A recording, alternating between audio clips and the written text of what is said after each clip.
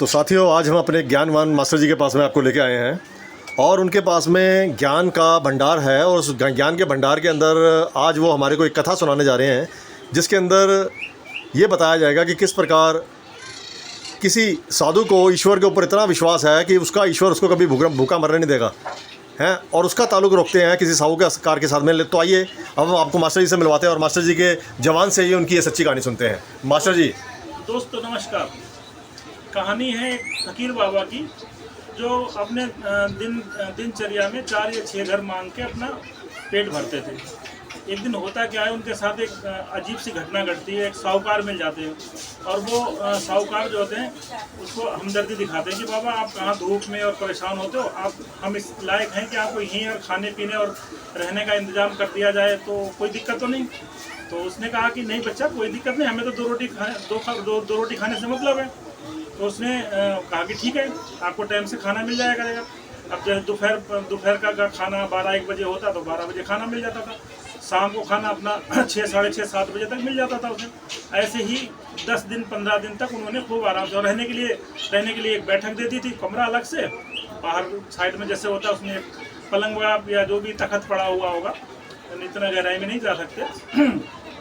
तो एक दिन क्या हुआ, उस साहूकार ने, जब बाबा जी को 15 या 20 दिन हो गए, तो साहूकार ने कहा कि देखते हैं बाबा जी। लेकिन बाबा जी का एक रूटीन था कि रोज़ भगवान की आरती जरूर, अपना भगवान की आराधना जरूर करते थे। अपना जो भी जपते हुए भगवान या और कोई भी वाणी, मतलब, लेकिन वो मानते भगवान को ही थे। अब साहूकार को ये लगा कि खाना मैं खिलाता हूँ और भगवान को मानते हैं, हमारी एक बार भी जय जयकार नहीं करते, जय जयकार भगवान की करते हैं।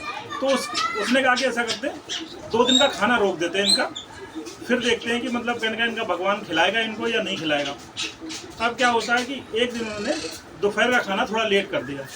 अब बाबा को 12, साढ़े 12 बजे खाना मिल जाता था, लेकिन उन्होंने खाना उनको लेट कर दिया। खाना जो है मतलब 1 या 2 बज गया।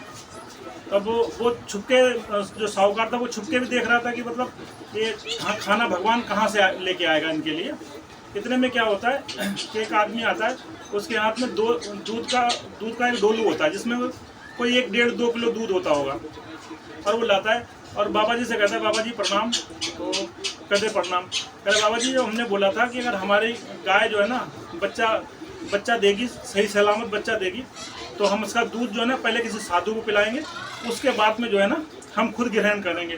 तो उन्होंने कहा कि ठीक है बच्चा, रख दो।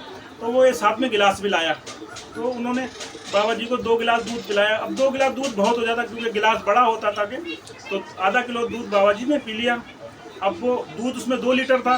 तो उन्होंने कहा कि भाई बाबा जी, अब ये दूध, बाबा जी ने कहा कि बच्चे, अब बस इतने ही पी पाऊँगा मैं। तो उन्होंने कहा बाबा, जो भी बाबा के लिए चीज़ आती है वो वापस नहीं जाती, आप शाम के लिए इसको रख लो और आप शाम को पी लेना। आप अपना बर्तन दे दो, हम इसमें डाल देंगे, हमारा बर्तन रख लो, हम शाम को ले जाएंगे आगे, सुबह ले जाएंगे। अब ये देख के साहूकार कहने लगा कि बताओ, मैंने तो इनका दोपहर का ही खाना बंद किया था, लेकिन भगवान ने तो शाम तक का इंतजाम कर दिया। फिर उस इंसान को भी ये लगा कि नहीं, कोई शक्ति ऐसी है जो मतलब हम सबको चलाती है और हमें भी खाना खिलाती है। तो कुछ इस कहानी का यही अंत है कि मतलब हम लोगों को कोई ऐसी शक्ति है जिसके ऊपर बिल्कुल भरोसा करना चाहिए, और वो कभी अपने बंदों को झुकने नहीं देता, भूखा मरने नहीं देता। बहुत से हालात हमारे सामने आते हैं, हम भी सोचते हैं कि कल क्या होगा, लेकिन कल उससे बेहतर होता है। थोड़ा 19-20 तकलीफ है ज़िंदगी का, तो यही है ज़िंदगी कैसे रहेगी अगर कुछ थोड़ी बहुत परेशानियां नहीं होंगी, लेकिन अंत शाम को जो है ना अच्छा होता है, कहीं ना कहीं से इंतजाम हो ही जाता है। तो दोस्तों, कैसी लगी आपकी कहानी?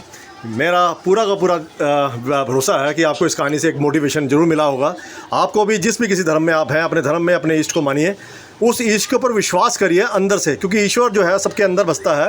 वो अंदर वाला ईश्वर आपको कभी भी किसी के आगे झुकने नहीं देगा। अगर आप भूखे हैं तो आपको खाना खिलाएगा, और अगर आप प्यासे हैं तो आपको ज़रूर उसका पानी का इंतज़ाम करेगा। जिस भी किसी की ज़रूरत आपको होगी उसको ज़रूर पूरा करेगा।